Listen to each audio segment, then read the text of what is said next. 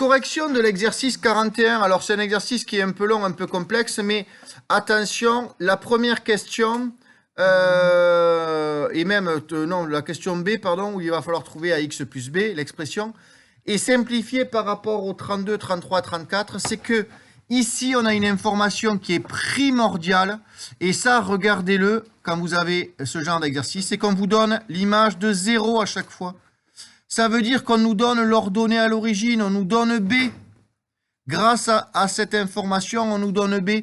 Et ça nous économise le fait d'avoir à résoudre l'équation. Bref, on va faire question par question. Justifier que ces fonctions ne sont pas linéaires. On sait qu'une fonction est linéaire si elle passe par 0. C'est-à-dire si elle passe par l'ordonnée. Or, ici, on sait que notre fonction f, elle ne passe pas par 0. Elle passe par moins 2. Donc, on sait que notre fonction f, elle passe par là. Ça va être une droite, parce qu'on vous dit que c'est les droites. C'est deux fonctions qui passent par ces points-là. Et donc, on sait aussi que g de 0, g n'est pas une fonction affine, parce que l'image de 0, c'est 0,8, donc c'est ici. Donc, forcément, ces deux fonctions ne passent pas par l'origine, donc ce ne sont pas des fonctions linéaires. Donc, on veut maintenant écrire f et g comme des fonctions affines de la forme f de x égale à x plus b. Donc, on a déjà la valeur de b. La valeur de b pour f, on la connaît, puisque c'est moins 2, c'est donné par l'expression, par l'information qui est ici. Donc, on sait pour le moment que ax plus b va s'écrire ax moins 2. Et on sait que pour trouver le a, il suffit de faire un tableau. Donc, on a un tableau avec x, f de x. Donc, on sait que l'image de 0, c'est moins 2. Et on sait que l'image de 5, c'est 6,5. Donc, pour passer de 0 à 5, on a fait plus 5. Donc, pour trouver le a, on sait que c'est une fraction avec au dénominateur plus 5. Et pour passer de moins 2 à 6,5, on a fait plus 8,5. Donc, a égale 8,5 sur 5. Alors, vous allez voir la calculatrice, à mon avis, elle va nous donner ça sous la forme un peu plus jolie. On n'aime pas trop les fractions avec des nombres à virgule. Donc, si on tape à la calculatrice 8,5 sur 5, je pense qu'elle va nous mettre 17 sur 10. Donc, on va écrire 17 sur 10. Bon, si vous avez mis 8,5 sur 5, ça marche très bien. Donc, 17 sur 10. Donc, on sait que notre fonction f de x, elle est de la forme 17 dixièmes de x moins 2. On fait exactement le même travail avec g de x. Donc, on sait que g de x, c'est ax plus b. Et le b, il est donné par la valeur qui est ici. C'est l'image de 0, c'est 0,8. Donc, on sait que là, g de x va s'écrire ax plus 0,8. Et on va chercher a, toujours de la même façon, en faisant un tableau. Hop, on ne va pas mettre x et g de x. On va dire que l'image de 0, c'est 0,8. Et l'image de 5, c'est 6,8. Donc, pour trouver le a, c'est une fraction, comme d'habitude. Pour passer de 0 à 5, on a fait plus 5. Donc ici, on met plus 5. Et pour passer de là à là, on a fait plus 6. Donc, c'est 6 sur 5. Donc, on obtient g de x égale à ax. Donc, le a, on vient de le trouver. C'est 6 sur 5 x plus 0,8. Et on a donc fini la question A et la question B. Alors, dans la question suivante, on vous demande de déterminer par le calcul la valeur de x pour lequel f de x égale à g de x. Donc, on veut savoir à quel moment, et là on va mettre des couleurs, à quel moment f de x, c'est-à-dire, oula, c'était pas ça, à quel moment f de x, c'est-à-dire cette expression, va être égal à g de x, va donc être égal à cette expression. Il faut donc résoudre une équation. Alors, je vais la résoudre, je ne sais pas où, je vais trouver de la place.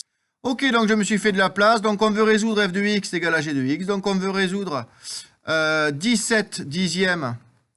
Donc, 17 sur 10 x moins 2 égale à 6 sur 5x plus 0,8. Ben donc, on va faire passer tous les nombres d'un côté et tous les x de l'autre. Donc, on va commencer par les nombres. Donc, on va faire passer tous les nombres à droite. Donc là, ce moins 2, on fait plus 2 ici, plus 2 ici. Ce qui veut dire qu'il va nous rester à gauche 17 sur 10 x égale donc à 6 sur 5 x plus 2,8. Et maintenant, il ne nous reste plus qu'à enlever le 6 sur 5 x à gauche pour faire passer tous les x à droite. Donc, on fait moins 6 sur 5 x et donc moins 6 sur 5 x. Et donc, on n'a plus qu'à calculer ceci. C'est bon? Qui avait trouvé ce 5,6 ou quelque chose en fraction de ce style-là? Bon, je vous avoue, c'était difficile, ça.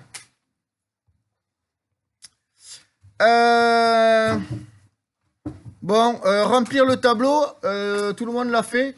Ouais. Alors, on prend la suite de l'exercice, remplir un tableau, hein, on sait que c'est la calculatrice qui le fait. On écrit les deux expressions, on va prendre comme début 0 et comme fin 10 et comme pas 2. Et donc, on peut remplir très facilement ce tableau. Et on va demander à Noah de nous le remplir. Voilà, les tableaux sont remplis. Vous vérifiez que vous avez bien ce bon résultat. On vous dit donc maintenant de construire les courbes. Alors, on sait que déjà, la courbe G va partir de là, la courbe F va partir de là. On n'a pas besoin de mettre tous les points, hein, d'écrire tous les points. Il suffit d'en mettre un ou deux de plus et comme ça, on peut tracer. Donc, on va prendre des points faciles à tracer. On sait que là, par exemple, l'image de 6, c'est 8,2. Donc, on a 1, 2, 3, 4, 5, 6. L'image de 6, c'est 8,2. Donc, 1, 2, 3, 4, 5, 6, 7, 8. 8,2, c'est ici. Donc, je sais que je peux mettre un petit point ici.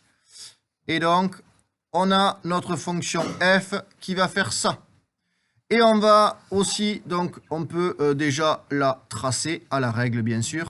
Voilà, on vient de tracer f. On fait la même chose pour g. On sait que g passera ici. Et on sait que l'image de 6, c'est 8. Donc, on sait qu'elle va passer sur ce point ici. On n'a plus qu'à tracer à la règle. Donc, on a bien construit la représentation graphique. Retrouve sur le graphique la valeur de x pour lesquelles les deux fonctions sont égales. Alors ça, c'est un grand classique. Et donc, on doit retrouver et on doit mettre les points nécessaires. Donc, on veut savoir pour quelle valeur de x les deux fonctions sont égales. Donc, on a les pointillés ici.